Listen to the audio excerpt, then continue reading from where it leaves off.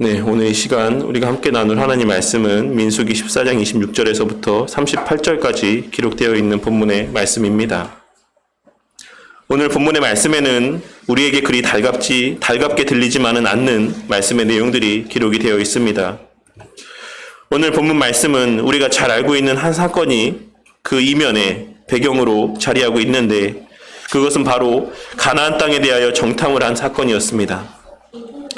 우리가 오늘 함께 살펴볼 말씀의 바로 앞장인 13장 2절 말씀을 보면 마치 하나님께서 가나안 땅을 정탐하게 하신 것처럼 기록이 되어 있습니다.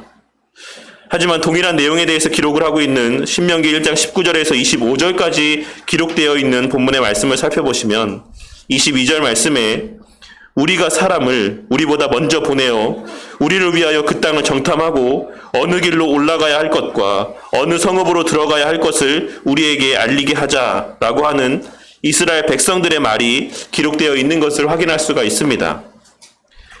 그러니 사실 가나안 땅을 정탐하게 된 것은 하나님의 뜻이 아닌 이스라엘 백성들의 뜻이었던 것이고, 하나님께서는 그들의 그와 같은 뜻을 허용하여 주신 것이다라는 사실을 우리는 신명기에 기록된 말씀을 통해 확인할 수가 있는 것입니다. 그렇다면 하나님께서는 그들이 가나안 땅을 정탐한 이후에 어떤 반응과 어떤 모습을 나타내 보일지를 다 알고 있으셨음에도 불구하고 왜 그들에게 가나안 땅 정탐하는 것을 허용하신 것이겠습니까?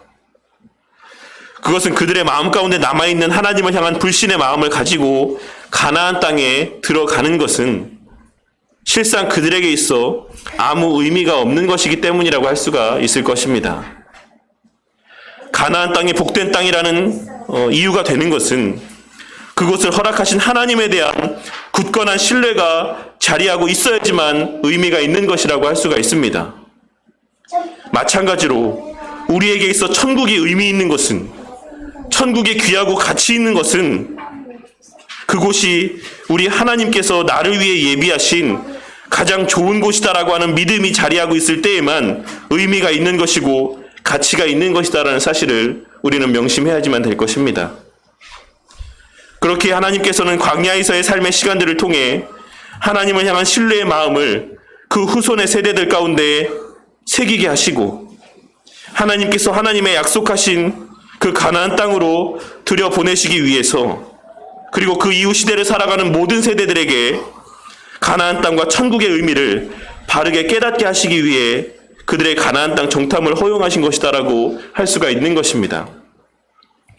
이미 여러 번 말씀을 드려서 잘 알고 있으시겠지만 이스라엘 백성들의 하나님의 은혜로 말미암아 애굽에서 나오게 된 것은 우리의 구원을 의미하는 것이다라고 말씀을 드렸었습니다. 그리고 그와 같은 출애굽 이후 광야에서의 삶은 이 땅에서의 불완전한 교회에서의 우리의 신앙의 삶을 의미한다라고 말씀을 드렸고, 가나안 땅은 하나님의 약속하신 우리의 본향을 의미하는 것이다라고 말씀을 드렸었습니다. 물론 그와 같은 모습들이 오늘날 우리의 신앙의 삶 가운데 완전하게 일치가 되는 것은 아니다라는 사실을 또한 우리는 명심해야지만 될 것입니다. 하지만 이스라엘 백성들의 출애굽 사건과 광야에서의 삶의 시간들, 그리고 가나안 땅에 들어가게 되는 사건이 가진 우리의 구원과 신앙생활 사이에서의 유비관계 또한도 우리는 결코 간과해서는 안 될 것이다라고 생각을 합니다. 왜냐하면 우리가 그와 같은 유비관계를 명심하고 염두에 두고 이 본문의 말씀의 의미들을 살펴야지만 과거 이스라엘 백성들의 광야의 여정 속에서 나타내 보였던 삶의 모습들과 그들이 경험했던 하나님의 은혜와 능력들을 통해 오늘날 우리의 살아가는 신앙의 여정들 속에서 동일한 은혜와 유익들을 발견하고 깨닫게 되는 가운데 그 은혜와 유익들로 말미암는 기쁨과 감사를 만끽할 수 있는 것이기 때문에 그렇습니다. 비록 오늘 말씀의 전체적인 기조는 우리의 귀에 그리 달갑게 들려지지 않을 수도 있는 말씀의 내용이긴 하지만, 그럼에도 불구하고 이 말씀 가운데 담긴 하나님의 사랑과 배려가 우리 모두의 마음 가운데 깨달아지고 굳게 새겨지기를 바라겠습니다. 그리하여 우리 모두의 마음 가운데 가나안 땅이 예표했던 하나님의 예비하신 천국 문 앞에 서게 되는 그날에 대한 소망과 기대가 더욱 풍성하여지는 은혜가 있기를 바라겠습니다. 오늘 말씀은 하나님께서 허용하신 가나안 땅의 정탐을 다 마치고 돌아온 정탐꾼들의 보고가 있은 이후에 벌어진 사건에 대한 기록이라 할 수 있습니다. 우리가 잘 알고 있는 바와 같이 가나안 땅의 정탐은 각 지파의 대표인 총 12명의 정탐꾼을 통해 이루어졌는데, 그 가운데 여호수아와 갈렙을 제외한 나머지 10명의 정탐꾼들은 우리는 다 거기서 거하는 민족들의 손에 죽임을 당하게 되므로 절대 가나안 땅에 들어가지 못할 것이다라고 하는 부정적인 내용을 보고했다라는 사실을 우리는 잘 알고 있습니다. 왜냐하면 그곳에 거하는 민족들은 자신들보다 덩치도 더 커 보였고 모든 것이 자신들보다 더 뛰어나 보였기 때문입니다. 그리고 실제로 그들은 이후에 기록된 가나안 정복 전쟁에서의 기록의 내용을 통해서도 확인할 수 있는 것처럼 철병거와 철제 무기와 같은 당시 이스라엘 백성들보다 월등하게 뛰어난 좋은 무기들을 보유하고 있었으므로 정탐꾼들이 도저히 지금 자신들의 능력으로는 그들을 이길 수 없을 것이다라고 생각하는 것도 이성적인 측면에서는 충분히 이해가 될 수 있는 말이라고 생각을 합니다. 하지만 하나님께서는 언제나 지금 그 손에 쥐어져 있는 능력과 환경들이 아닌 그 이면에 자리하고 있는 하나님을 바라보고 그 하나님의 능력과 약속들을 신뢰하라고 말씀하셨다는 사실을 우리는 잘 알고 있습니다. 그리고 여호수아와 갈렙은 바로 그 하나님의 약속과 능력들을 바라본 반면 나머지 10명의 정탐꾼들은 지금 자신들의 처한 환경과 그들의 눈에 보여지는 모습을 바라보고 그것에 더 마음을 기울였던 것입니다. 오늘 본문 말씀 1절에 보시면 이스라엘의 온 회중은 갈렙의 말이 아닌 나머지 10명의 정탐꾼들의 말에 더 귀를 기울였다라는 사실을 확인할 수가 있습니다. 그리고 그들의 그와 같은 모습을 다 알고 있으셨던 하나님께서는 의도적으로 그들의 가나안 땅의 정탐을 허락하심으로 이 일들을 통해 그들의 본심을 드러내게 하시고 그들의 마음 가운데 깊숙이 자리하고 있는 본 마음을 깨닫게 하시고 그 마음이 잘못되었다라는 사실을 분명히 밝히신 이후에 그 이후 세대들에게 바른 마음가짐을 소유케 하고자 하셨던 것입니다.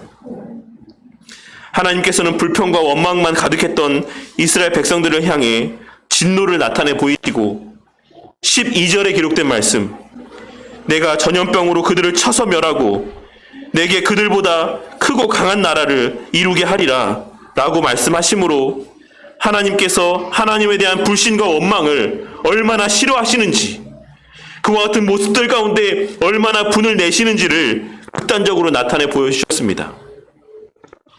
하나님께서는 자신을 불신하는 마음에 대해 그들 전부를 죽이고 다른 새로운 이들을 택해 세우고 싶은 마음이 들게 될 정도로 분노하신다는 사실을 나타내 보이심을 통해 우리가 살아가며 가장 주의해야 되는 것이 무엇인지를 분명하게 말씀하여 주고 있으신 것입니다.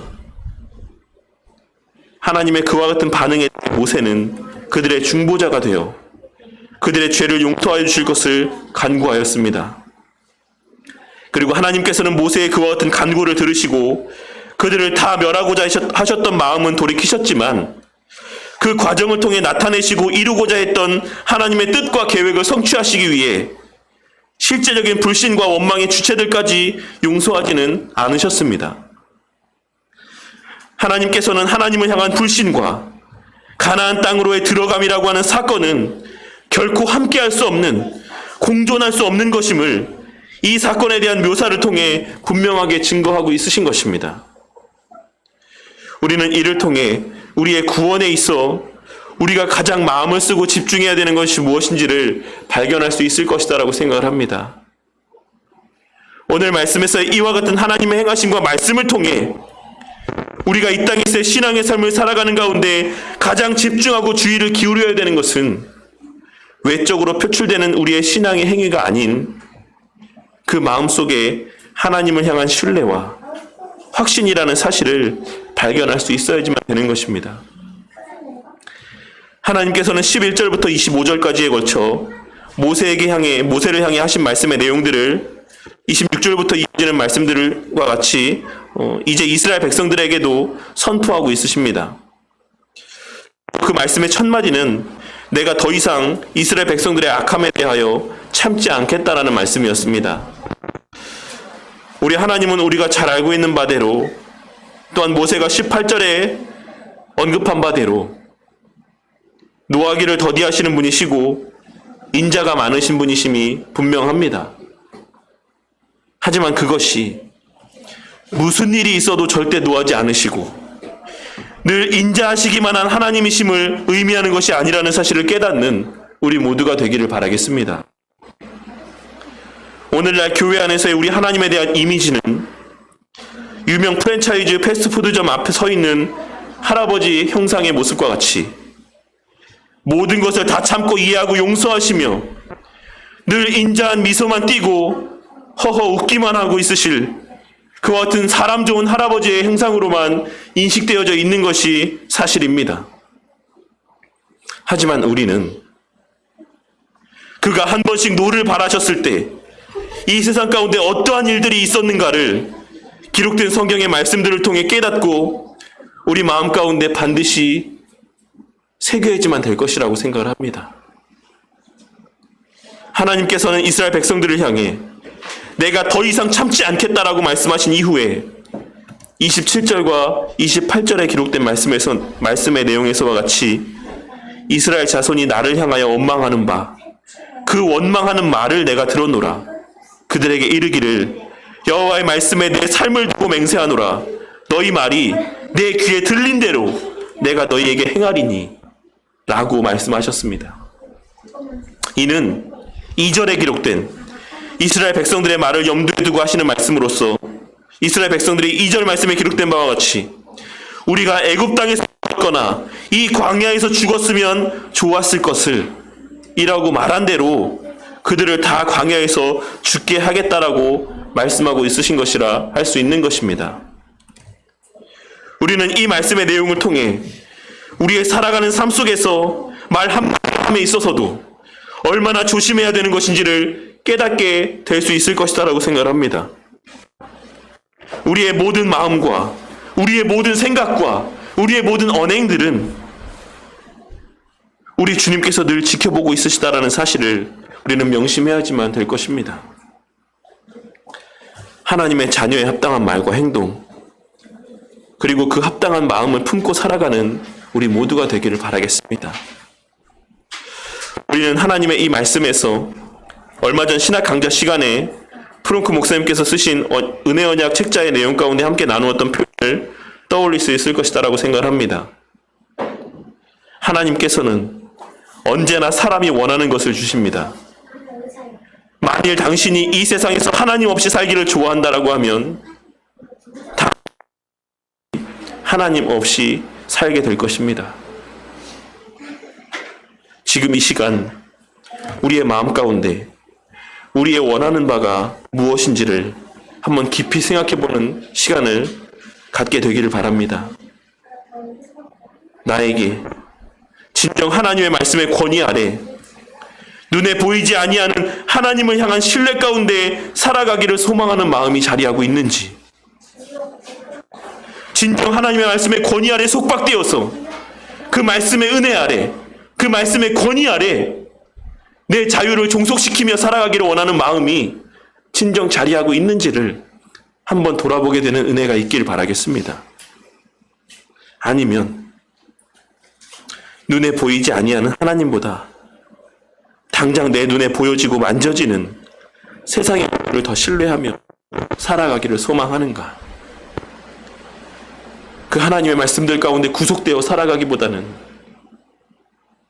내 자유와 내 마음에 원하는 대로에 살고자 하는 그 마음들이 내 마음 가운데 자리하고 있진 않은지 한번 돌아보게 되는 은혜가 있기를 바란다는 것입니다. 그리고 오늘 말씀에서와 같이 너희 말이 내 귀에 들린 대로 내가 너희에게 행하리니 라고 하신 이 하나님의 말씀이 늘 우리 마음 가운데 깊이 자리하게 된 가운데 우리의 모든 마음과 언행들이 하나님에 대한 사랑과 감사에 근거한 말과 행동들이 되기를 바라고 간구하는 우리 모든 바른교회 성도님들이 되시기를 바라겠습니다. 그런데 오늘 말씀에서 하나님께서는 이스라엘 백성들 가운데 그 말에 책임을 져야 하는 자들에 대해 20세 이상으로 계수된 자라고 하는 제한을 두고 있으시다라는 사실을 확인할 수가 있습니다. 이 20세 이상이라고 하는 그 대상의 제한 가운데는 두 가지의 의미가 담겨져 있는데, 첫째로는 스스로의 한 말과 행동에 대하여 책임을 져야지만 될 나이라는 의미와, 또한 마땅히 가나안 정복 전쟁에 임해야지만 되는 의무가 부여되어 있는, 그만한 힘이 부여되어 있는 사람들이다라고 하는 의미가 담겨져 있다라고 할 수가 있는 것입니다. 이와 같은 하나님의 구체적인 그 대상에 대한 언급 또한 우리의 신앙의 여정에 있어 한 가지 중요한 사실을 말씀해 주고 있는 것이라 할 수가 있는데, 그것은 바로 우리가 말씀을 배우고 깨닫게 되므로 그 신앙이 자라가고 성숙함에 따라 우리는 우리의 말과 행동에 있어 더 큰 책임을 져야지만 된다는 것이고, 둘째로 우리의 신앙이 성장해 감에 따라 치열한 영적인 전투에 임해야 되는 것은 우리에게 있어서 선택의 영역에 속한 것이 아닌 의무의 영역 가운데 속한 일들이라는 사실입니다.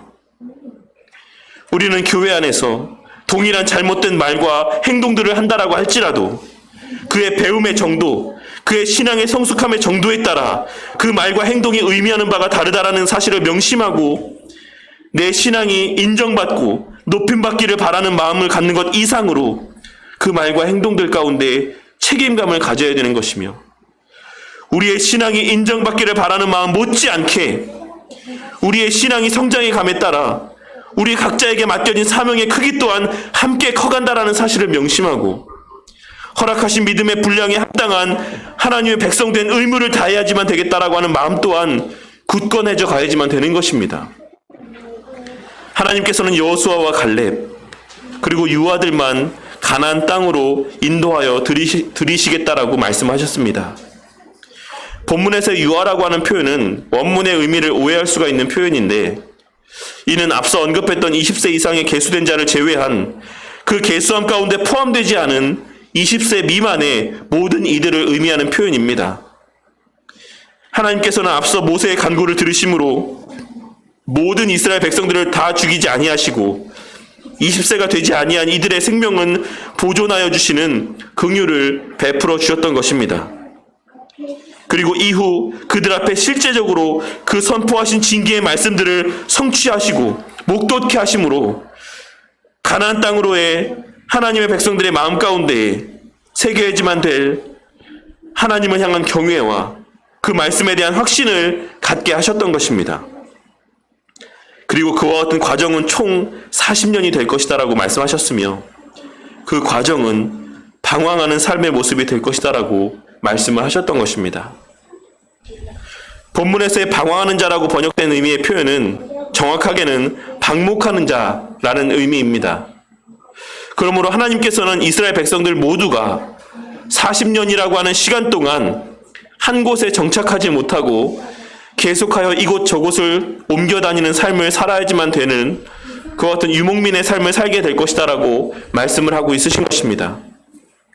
그리고 그와 같은 과정을 통해 하나님께서 미워하시는 삶의 모습에 대해 하나님께서 어떤 반응을 나타내 보이시는지를 명확하게 알게 될 것이다라고 말씀을 하고 있으신 것입니다. 하나님의 그 말씀은 이후에 이어지는 말씀의 내용에서와 같이 모두가 다 성취가 되었습니다. 하나님께서는 그 하신 말씀대로 심지어 모세까지도 가나안 땅에 들어가지 못하고 죽음을 맞이하게 하심으로써 하나님의 말씀의 신실함과 확실함, 그리고 하나님을 불신하는 것에 대한 하나님의 진노를 분명하게 나타내 보여주셨던 것입니다. 오늘 말씀은 앞서도 말씀드렸던 것처럼 오늘날 우리 가운데 그렇게 환영받지 못할 만한 말씀의 내용들을 담고 있는 내용들이자 우리의 귀에 그리 달갑게 들려지지 않은 말씀일 것이다라고 생각을 합니다. 하지만 그러함에도 불구하고 우리 성도님들은 오늘에 기록된 이 말씀 가운데 기록된 그 하나님의 진노 가운데서 우리를 향한 하나님의 사랑과 기대를 발견하게 되는 은혜가 있길 바라겠습니다. 이 말씀의 내용들을 그저 마냥 불편하게만 여기고 거리낌으로 받는 게 아니라 그 분내심의 크기에 비례하는 하나님의 우리를 향한 사랑과 기대를 발견할 수 있기를 바란다는 것입니다. 오늘 말씀을 통해 우리 모두의 마음 가운데 진정 가나안 땅에 대한 소망과 기대가 있는가를 한번 돌아보게 되는 계기가 있기를 바라겠습니다. 오늘 본문에서의 가나안 땅은 우리를 위해 예비하신 저 천국을 의미하는 것이기도 하지만 이 땅에서의 천국을 맛보며 살아가는 참된 성도의 삶이라고도 할 수가 있습니다. 왜냐하면 우리 예수님의 이 땅에 오심으로 천국은 이미 우리 가운데 임하게 된 것이고 예수님의 십자가에 달려 죽으심으로 인하여서 하나님의 구속 역사는 이미 성취된 것이기 때문에 그렇습니다. 그리고 우리는 비록 부분적이고 제한적이라 할지라도 이 땅에서의 교회를 중심으로 한 신앙의 여정들 속에서 그 천국의 맛을 맛보고 누리고 만끽할 수가 있는 것입니다. 하지만 오늘 말씀에서와 같이 이스라엘 백성들이 그 가나안 땅에 들어가서 하나님의 예비하신 그 은혜를 맛보기 위해 감내해야 될 그 몫이 분명히 존재했던 것처럼 우리가 이 땅에서 주의 몸된 교회 안에서 천국을 맛보며 살아가기 위해서는 우리가 감내해야 될 부분이 존재한다라는 사실 또한 우리는 반드시 깨닫고 마음 가운데 새겨야지만 될 것입니다. 하지만 여기서 우리가 기억해야 되는 것은 우리의 그와 같은 수고가 있어야지만 하나님의 예비하신 은혜를 받아 누릴 수 있다라고 하는 우리의 행위 가운데 초점이 맞춰져서는 안 된다라는 것입니다. 하나님께서는 이 기록된 말씀을 통해 너희가 행하면 나도 행하고 너희가 행하지 않으면 나도 행하지 않겠다라고 하는 조건적인 말씀을 증거하고 있으신 것이 아니라 우리의 마음 가운데 하나님께서 예비하여 주신 가나안 땅에 대한 기대와 소망이 확실한지를 묻고 있으신 것이다라고 할 수가 있는 것입니다. 그리하여 그와 같은 기대와 소망, 그와 같은 은혜를 예비하여 주신 하나님께 대한 확신으로 말미암아 그 어떤 수고와 희생을 감내해야 된다라고 할지라도 그것을 누리고 만끽하고자 하는 마음들이 우리 가운데 자리하고 있는지를 묻고 있으신 것이다라고 할 수가 있는 것입니다. 오늘 이 시간 우리 모두의 마음 가운데 주의 몸된 이 교회 안에서의 삶을 통해 예비하신 천국의 맛을 맛보고자 하는 그와 같은 기대와 열망이 우리의 마음 가운데 자리하고 있는지를 한번 진지하게 생각해보는 은혜가 있길 바라겠습니다. 하나님께서는 왜 그렇게 교회의 공동체성을 강조하고 또 강조한 것이겠습니까? 왜 우리 예수님께서는 제자들에게 기도를 가르쳐 주시며 우리 아버지여라고 부르게 하시고 우리에게 일용할 양식을 주시옵고라고 우리의 죄를 사하여 주어달라고 또한 우리를 시험에 들게 하지 말라라고 하는 공동체적인 기도를 하게 하신 것이며 우리 신앙의 선배들은 그 신앙을 고백하며 왜 성령을 믿사오며 거룩한 공회와 성도가 서로 교통하는 것을 믿는다라고 고백하였던 것이겠습니까? 그것은 이 땅에서의 교회의 공동체성 가운데 이 땅에서의 성도의 공동체의 그 모임들 가운데 분명 하나님께서 예비하신 은혜가 자리하고 있기 때문인 것입니다. 하지만 오늘 본문 말씀에서의 이스라엘 백성들은 가나안 땅이 좋아 보이긴 했지만 그보다 그곳에 머물고 있는 민족들이 더 그들의 눈에 들어왔고 그들과 싸워야지만 될 싸움이 더 크게 그들 마음 가운데 다가오게 되었습니다. 굳이 그렇게까지 수고하고 피를 흘려가면서까지 가나안 땅에 들어가고 싶지는 않았던 것입니다. 그렇다면 우리의 교회 안에서의 삶의 모습은 어떠합니까? 교회가 좋고 성도 간의 교제가 좋은 것인지는 알지만 여러 헌신과 수고를 해가면서까지 공동체 안에 깊숙이 들어가고 싶은 마음이 없진 않습니까? 특히 요즘과 같은 코로나 시대 속에서는 온라인으로 예배드리는 것에 익숙해져서 그저 혼자 예배만 드리고 그것도 우리의 신앙생활에 있어 너무나도 귀한 것이다라고 생각을 하며 그 정도로만 만족하는 이들이 너무나도 많이 있는 것을 발견하게 됩니다. 오늘날 대다수의 사람들 가운데 자리하고 있는 이기적이고 개인주의적인 성향이 이 코로나라고 하는 시대적인 환경과 어우러져서 교회의 공동체성을 파괴하고 하나님의 예비하신 은혜에 대한 기대를 무너뜨려가고 있는 것입니다. 하지만 우리 바른교회 성도님들에게는 하나님의 말씀에 대한 신뢰와 확신으로 인하여 주의 몸된 교회와 그 교회 공동체 안에서의 예비하신 하나님의 은혜들에 대한 기대와 소망이 굳건히 자리 잡게 되기를 바라겠습니다.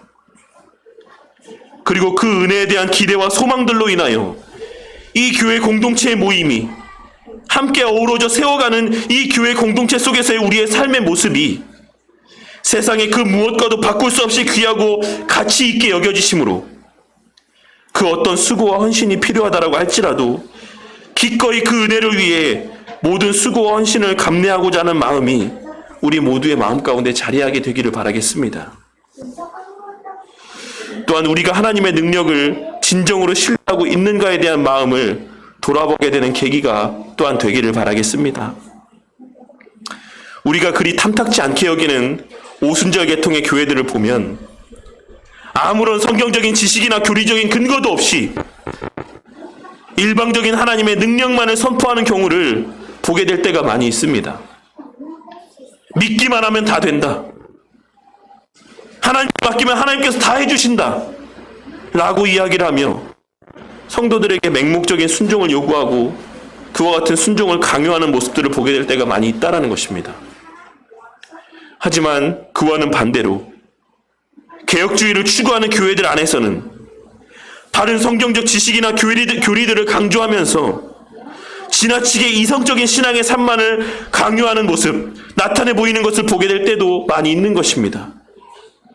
예수를 믿는 사람이나 믿지 않는 사람이나 신앙이 있는 사람이나 있지 않는 사람이나 누구나가 공감하고 동의할 수 있는 선에서만의 삶의 모습들 가운데 결정을 내리고 그와 같이 모든 이들이 공감할 수 있는 합리적인 삶을 사는 모습을 보게 될 때가 많이 있다라는 것입니다. 물론 그와 같은 삶의 모습이 꼭 나쁘다고만 할 수는 없을 것입니다. 왜냐하면 우리의 신앙이라는 것은 이성이 결여된 비이성적이고 비상식적인 모습들일 수만은 없는 것이기 때문입니다. 하지만 우리의 신앙이 그와 같은 이성과 상식에만 갇혀 있을 수만도 없다라는 사실을 깨닫고 명심하는 우리 모두가 되기를 바라겠습니다. 때로는 하나님께서 말씀하신 우리를 향한 사랑을 신뢰하며 천지를 창조하시고 죽은 자를 다시 살리셨던 그 하나님의 능력을 신뢰함으로 우리는 우리의 이성과 생각을 뛰어넘는 세상 사람들의 그 상식을 뛰어넘는 신앙의 행위들이 우리의 삶의 모습을 통해 표출되고 증거되어져야지만 될 때도 있는 것입니다.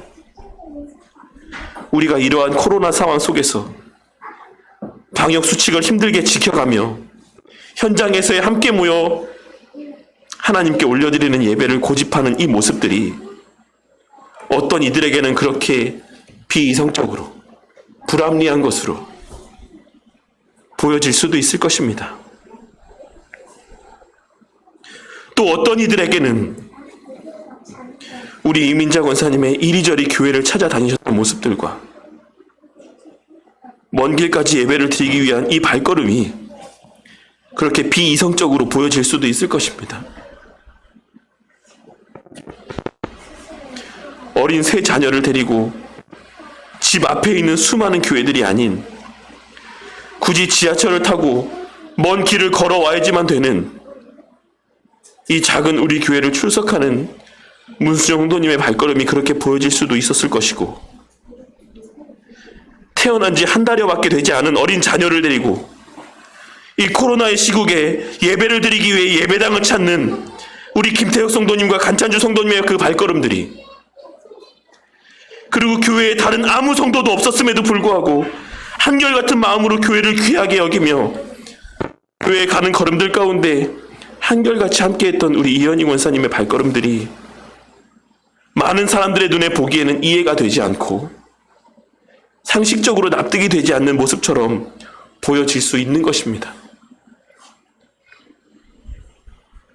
애굽에서 나오며 변변한 무기도 챙겨오지 못했을 이스라엘 민족들에게 있어 이미 철기 문화권 가운데 속해 있는 가나안 땅의 거민들과 전쟁을 벌인다라는 것은 어떻게 보면 말이 되지 않는 일이라 할 수가 있을 것입니다.